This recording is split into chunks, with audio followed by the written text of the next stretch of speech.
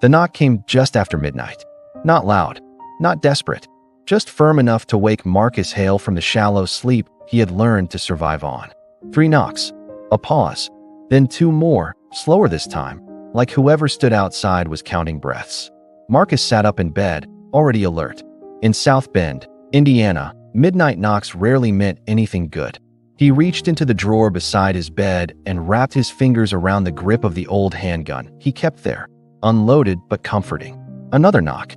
"Marcus," a voice said quietly. "It's me." His stomach tightened before his mind caught up. "Evan." Marcus pulled on a sweatshirt and crossed the apartment in bare feet. He did not look through the peephole. He already knew what he would see. When he opened the door, his younger brother stood there under the flickering hallway light, breathing hard, eyes wide, knuckles split and swollen. There was blood on his hands. Not splatter, smears, like he had tried to wash it off and failed. Marcus stepped back without a word. Evan came inside and shut the door behind him, locking it out of habit. He leaned against it for a second, head tipped back, chest rising too fast. "What did you do?"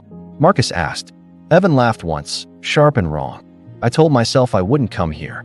"You never answer the question," Marcus said. "What did you do?" Evan pushed off the door and looked at his hands like he was seeing them for the first time. "There was a fight." Marcus waited. "It wasn't supposed to happen," Evan added. "That's how it always starts." Evan's jaw tightened.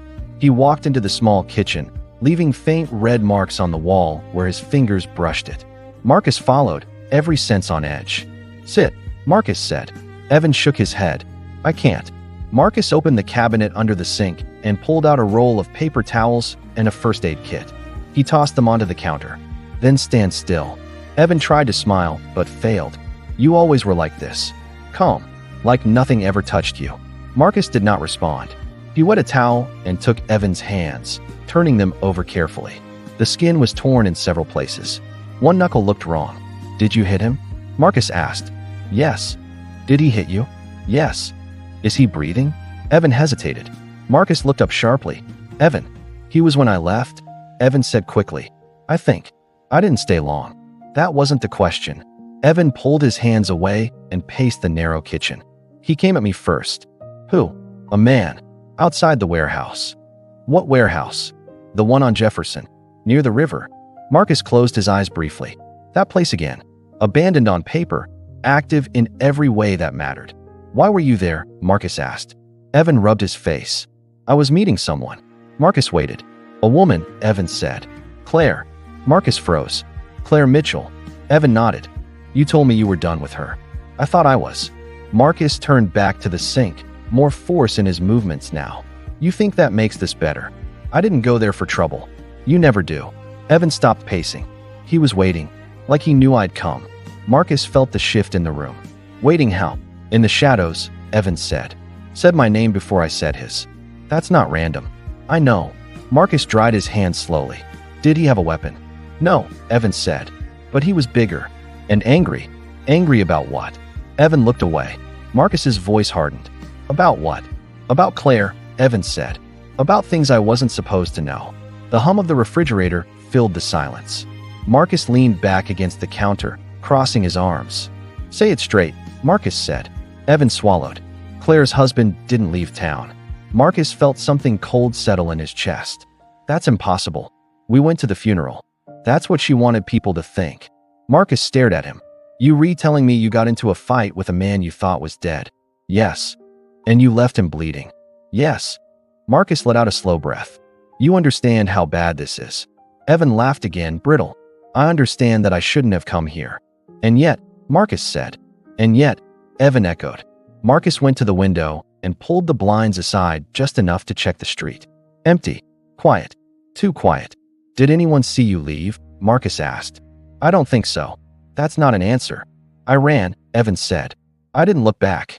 Marcus turned. "You never run." "That's how I know this is serious." Marcus believed him. "Did Claire know you were meeting him?" Marcus asked. "No," Evan said. "She doesn't know I know." Marcus nodded slowly. "Which means someone else set this up." Evan's eyes widened. "You think he was bait?" "I think you were." Evan slumped into a chair, the adrenaline finally draining. "Marcus, I didn't mean to drag you into this." Marcus almost smiled. "You didn't. Family did."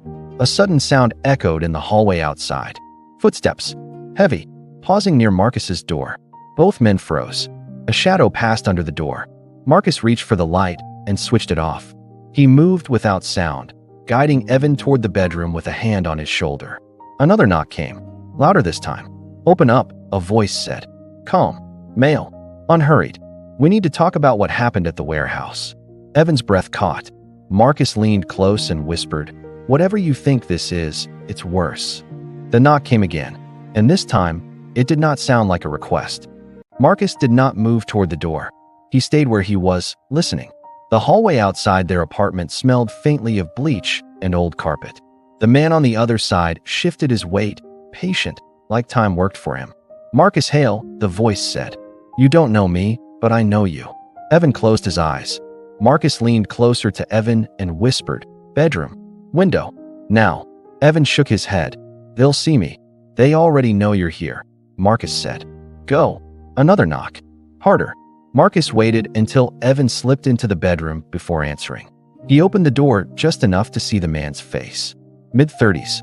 Clean jacket. Calm eyes. No badge. No visible weapon. The kind of man who did not need to raise his voice to be taken seriously. "You took your time," the man said. "I was asleep," Marcus replied. The man smiled slightly. "Of course you were. What do you want?" "To talk. Somewhere private." "This is private. For you," the man said. "Not for your brother." Marcus felt it then. Not fear. Precision. The man knew exactly where to press. "You have the wrong apartment," Marcus said. "No," the man replied. "You're Marcus Hale, former Army logistics. Dishonorable discharge after refusing a classified transport order. You work nights now. You don't drink. You don't gamble. You don't answer unknown numbers." Marcus said nothing. "And your brother," the man continued, "has a talent for stepping into situations that already belong to someone else." Marcus's jaw tightened. "If you're here about a crime, call the police." The man laughed softly. "The police are very busy tonight." Marcus studied him. "Who are you?" "My name doesn't matter," the man said. "But the man your brother fought does." Marcus leaned against the doorframe. He was alive when Evan left. "Yes," the man agreed. "Barely." Marcus waited. "He's also very valuable," the man added. "And very angry." Footsteps echoed again down the hallway. More than one this time. Marcus closed the door slowly, not locking it. "Say what you came to say." The man stepped inside without being invited. He glanced around the apartment like he was memorizing it. "Your brother interrupted a transaction," he said. "He wasn't supposed to be there. He didn't know. That's irrelevant." Marcus crossed his arms. "What do you want from us?" The man turned to face him. "You." Marcus's expression did not change. "You have skills," the man continued. "Planning, movement, control. You keep things quiet. That matters."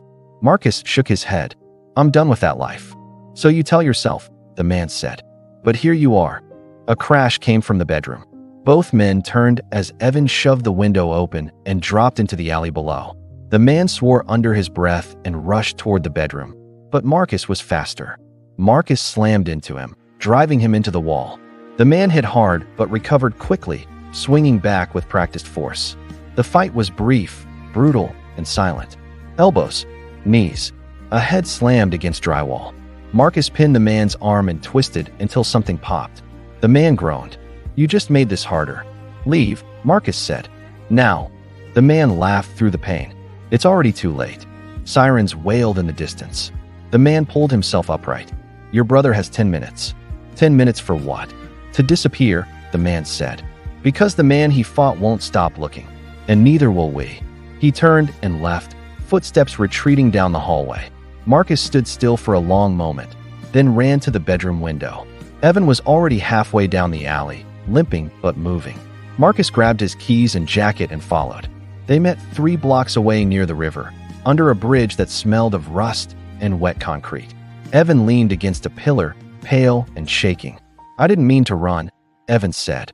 "You did exactly what you should have," Marcus replied. "They know everything," Evan said. "About you. About us."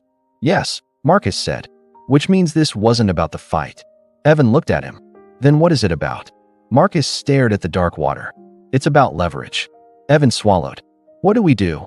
Marcus exhaled slowly. "We stop reacting." "You mean fight back?" "I mean we disappear," Marcus said. Properly. Tonight. Evan laughed weakly. You said you were done. Marcus met his eyes. I said I wanted to be. They moved fast after that. Cash from an old safe. Burner phones. Clothes. Marcus knew routes the city forgot. By dawn, they were on a bus heading west, names left behind like shed skin. As the city faded, Evan looked at his brother. You saved me. Marcus shook his head. No, I just refused to lose you. Evan nodded, tears finally coming. That fight wasn't supposed to happen. Marcus looked out the window. None of the important ones ever are. The bus rolled on, and somewhere behind them, plans were already being rewritten.